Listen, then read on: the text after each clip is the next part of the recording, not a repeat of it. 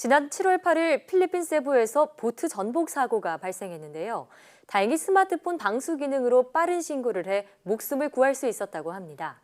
이 스마트폰의 방수 기능 덕에 승객의 안전까지 지켜낼 수 있었던 건데요. 네, 그래서 오늘 스마트 라이프 시간에는 스마트폰의 방수 기능과 진화에 대해서 알아보겠습니다. IT 칼럼니스트 이호은 씨와 함께합니다. 네, 안녕하세요. 안녕하세요. 네, 앞서 얘기했던 필리핀 세부 전복 사고도 그렇고 이 스마트폰 방수로 인명을 구조한 사례가 더 있나요? 흔하진 않지만 가끔씩 좀 일어나는 그런 일입니다. 예. 예를 들어서 지난 2017년에요.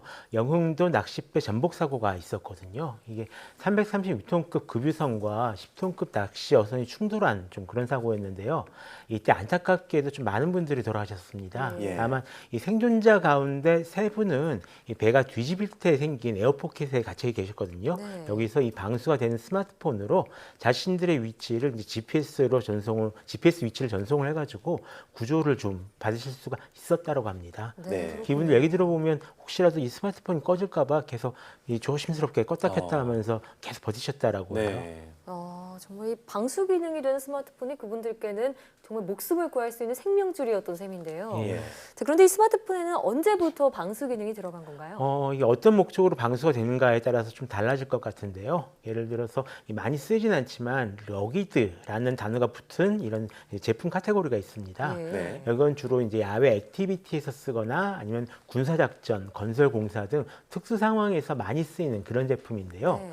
이런 제품들 일부는 이제 미 육군 납품 규정을 충족시킬 만큼 튼튼해서 보통 이제 밀스펙을 만족시키는 제품이다라고 네. 하거든요. 밀리터리 스펙이 좀 예. 말이죠. 이 분류의 제품들은 예전부터 방수 방진 기능을 기본적으로 가지고 있었습니다. 근데 실제로 이제 우리나라에 처음 출시된 이제 방수 스마트폰이라고 하면 2010년 이 모토로라에서 내놓은 디파이가 첫 번째 방수 스마트폰이라고 할 수 있는데요. 예. 이건 그냥 물속에 들어갔다가 이제 꺼내도 이제 괜찮다 그 정도였고요. 음.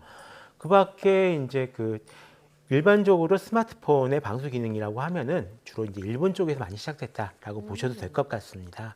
방수 스마트폰이 일본에서 시작됐다는 거는 일본의 온천이나 이런 예. 문화와 영향이 있다고 볼 수도 있을까요? 예, 실제로 그렇다고 합니다. 이게 어. 재밌게도 네. 진짜로 네. 목욕 문화 때문에 이런 방수 기능이 발달했다라고 하는데요. 예. 일본은 이 피처폰 시절서부터 이 방수 기능이 거의 기본처럼 들어가 있었거든요. 네. 그래서 이걸 개발하셨던 분들 얘기를 들어보니까 일본 같은 경우에는 일본 여성분들이 목욕하러 들어가실 때 꼭 휴대폰을 가지고 들어가셨대요. 그래요? 그러다 보니까 이 방수 기능이 없는 폰은 거의 이제 팔리지를 않았고 그 때문에 이제 스마트폰 같은 경우도 방수 기능을 기본적으로 집어넣게 되었다라고 이제 그렇게 얘기를 하는데요.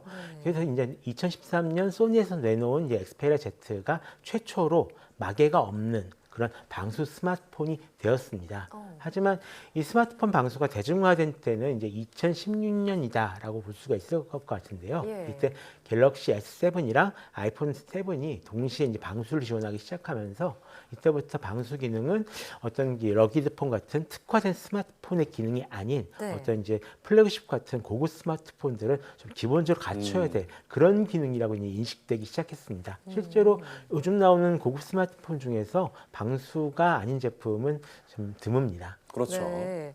정말 기술의 발전으로 이제는 방수 기능이 스마트폰 기본 스펙 중에 하나가 네. 되고 있는 그런 네. 상황인데요.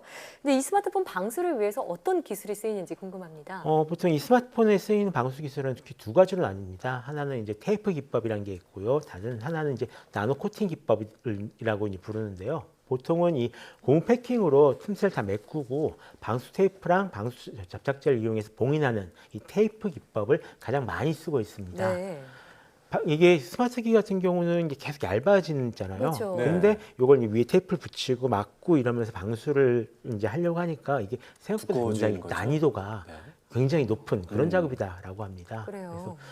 다음에 대신에 이제 또 고장이 나서 한번 뜯잖아요. 네. 뜯게 되면 방수 기능이 좀 사라지는 아. 그런 문제가 있습니다. 그 밖에 나노 코팅 기법 같은 경우 요즘 계속 연구 중인 건데요. 이거는 그 부품 위에 나노 입자를 뿌려가지고 막을 씌워요. 그래가지고 물에 아예 못 들어가게 하는 거거든요. 네. 근데 만들기는 굉장히 좀 간단한 편이지만 이게 일단은 시간이 지나면 약해지는 부분도 있고요. 그다음에 방진 기능은 같이 못하고 있어가지고 먼지 제거는 안 돼요. 예, 그리고 네. 또 이제 충격 같은 거 받으면 좀 쉽게 깨지고요. 이런 단점이 있다라고 합니다.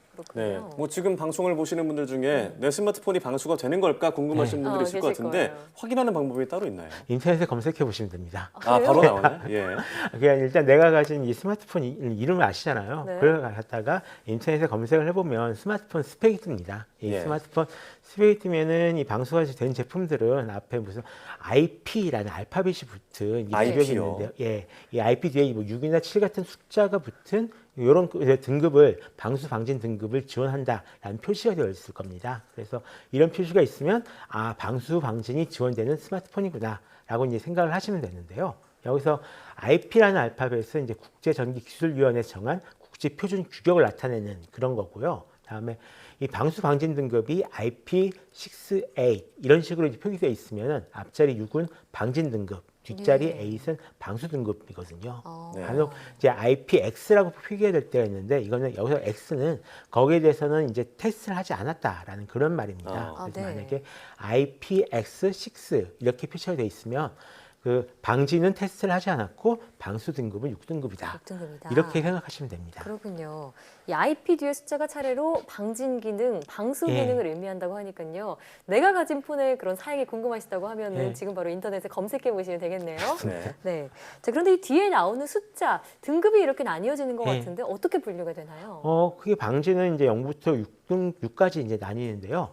가장 그 높은 6은 완벽하게 좀 보호가 된다라는 의미고 0은 뭐 아무것도 안 된다는 얘기예요. 높을수록 좋군요. 예, 그렇습니다. 그러니까 방수 같은 경우는 일반 소비자 기기에서는 이제 8등급이 이제 가장 높은데요.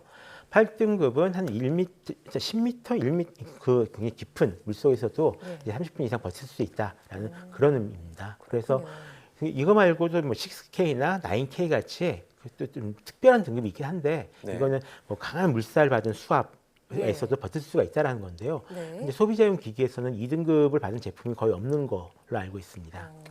그럼 이 스마트폰 말고 일반 다른 전자기기는 워터프루프나 뭐 워터 네. 레지스턴트 같은 뭐 표시가 된 게 있는데 네. 그건 IP랑은 어떻게 다른 건가요? 그러니까 그냥 그 국제 기구의 인증을 받지는 않았지만 방수 기능을 가지고 있다라는 이런 의미인데요. 예. 보통 이제 그 워터 레지스트라고 적혀 있으면 방수한 그 4등급 정도 되는 제품이다라고 생각을 하시면 됩니다. 예. 이 경우에는 뭐 비가 오거나 아니면 낀 상태로 이제 뭐 세수를 한다거나 이럴 때는 아무 문제가 없다라는 이런 의미고요.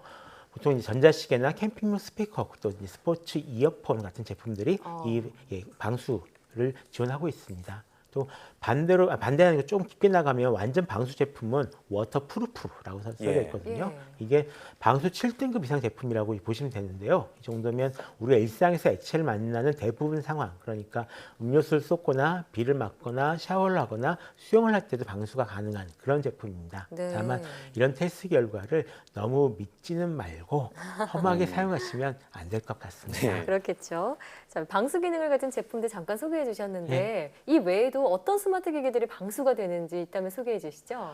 러기드는 아니지만 간단한 방수가 지원되는 그런 제품들은 좀 있습니다. 예를 들어서 요즘을 많이 쓰지 않지만 이런 전자시계 같은 경우는 대부분 생활 방수가 지원이 됩니다. 네. 그리고 시계가 아니어도 아까 얘기한 스포츠 이어폰이나 스마트워치 같은 이제 웨어러블 기기들 같은 경우는 기본적으로 방수 처리가 되어 있다라고 생각을 하셔도 되고요. 그 밖에 요즘 이제 야외 활동, 특히 캠핑을 즐기시는 분들이 많아지면서 그분들을 위한 제품도 많이 나왔는데요. 네. 캠핑용 스피커나 배터리, DSLR 카메라나 렌즈 같은 경우도 생활 방수를 지원하는 경우가 있습니다. 카메라까지도요. 근데 아쉽게도 노트북 컴퓨터 같은 경우는 아직까지 이 방수 제품이 러기드 제품 제외하면 별로 없어요. 예. 그래서 뭔가 쏟으시면 좀 위험한 그런 제품들이 많은데요. 네. 대신에 이 키보드는 생활 방수가 지원되는 제품이 있습니다. 그래서 네. 음료수 같은 거 쏟아도 이제 닦아내고 바로 쓰실 수 있는 그런 제품들이 있거든요. 네. 그래서 이제 혹시라도 또 이제 방수가 안 되는 스마트 기기를 가지고 있다라고 하시면은 이 비닐 지퍼백이 있습니다. 이 지퍼백을 하나 갖고 다니시는 걸 제가 추천하는데요. 네. 실제로 저도 비 오는 날에는 이 비닐 지퍼백 안에다가 뭐 책이나 이런 좀 젖으면 안 되는 것들, 뭐 예. 배터리 이런 것들 넣어서 다니거든요. 지퍼백이에요. 예, 요거 하나만 있어도 생활 방수 정도는 충분히 커버를 해주니까요. 굉장히 유용하게 쓰실 수 있으실 겁니다. 네. 그렇군요. 참 이게 스마트 기기의 다른 기능의 발전도 그렇지만 이 방수 기능이 얼마나 발전될지 기대가 되는데요. 앞으로 뭐 물놀이 하거나 바다나 계곡 갔을 때도 스마트폰을 마음껏 쓸 수 있는 날이 빨리 왔으면 좋겠습니다. 네. 오늘 말씀 고맙습니다.